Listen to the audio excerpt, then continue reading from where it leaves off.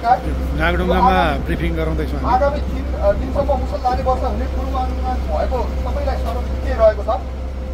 यो कारणले गर्दा तपाईँहरू सबै यात्रुको कतिजना सङ्ख्या हुन्छ र सबै चालक र सञ्चालकको हामीले फोन नम्बर टिपेर राखेका छौँ ताकि कुनै विपद परेको खण्डमा तपाईँलाई फोन गरेर कहाँ हुन्छ तपाईँहरू सुरक्षित हुनुहुन्छ वा हुनुहुन्न भन्ने कुराको सुनिश्चितता गर्नको लागि तपाईँहरूको विवरण हामीले राखेका छौँ।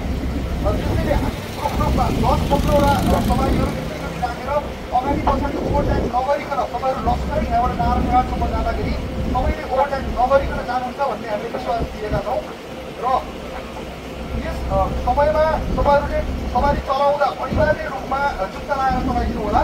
किन भन्दा एबिसी एक्सिलेटर ब्रेक क्लच चलाउँदा तपाईँले धेरै समय जुत्ताहरू चलाउनु पर्ने भएको कारण र लामो दूरीमा चल्दा तपाईँलाई अप्ठ्यारो हुने भएको कारणले गर्दा यात्रु चालक सञ्चालक सबैको सुरक्षार्थ त्यो जुत्ता लगाएर तपाईँले किन्नु होला। कसैले पनि ओभरटाइम नगरिदिनु होला। अगाडि कुनै पनि खतरा जन्ने विपद गाडी पहिरो लगायतका कुराहरू खण्डमा अनिवार्यमा स्वयंमा फोन गरेर जानकारी गराइदिनु होला र तपाईँहरू आफू पनि सुरक्षित स्थानमा बस्नु होला र 250 किलोमिटरभन्दा टाढा जाने प्रत्येक लामो दूरीको सवारीले डबल चालकको व्यवस्था गर्नु होला जसले गर्दा यात्रु र यात्रा सुरक्षित रहन्छ र साथै यात्रा गर्दै गरेको स्थितिमा तपाईँहरू यात्रा गर्दै हुन्छ भने मार्गमा सम्भावित विपदको अत्यावश्यक जानकारी लिएर मात्र यात्रा गर्नु होला र सहयोग आवश्यक परेमा तुरुन्त नेपाल पुलिसको आपतकालीन नम्बर 100मा सम्पर्क गर्नु होला। तपाईँहरू सबैको सफल यात्राको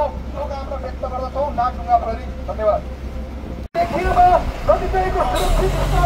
हामी नागढुङ्गामा छौँ। नागढुङ्गाबाट यसरी अब गाडीहरू आएका छन् हामीले पठाइरहेका छौँ।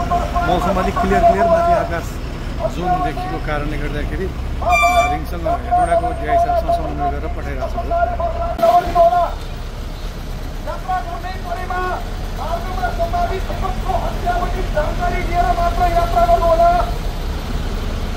बाटोमा बाढी पहिरो वा अन्य कुनै विपद स्थितिमा कसैको सुरक्षित स्थानमा जानु होला।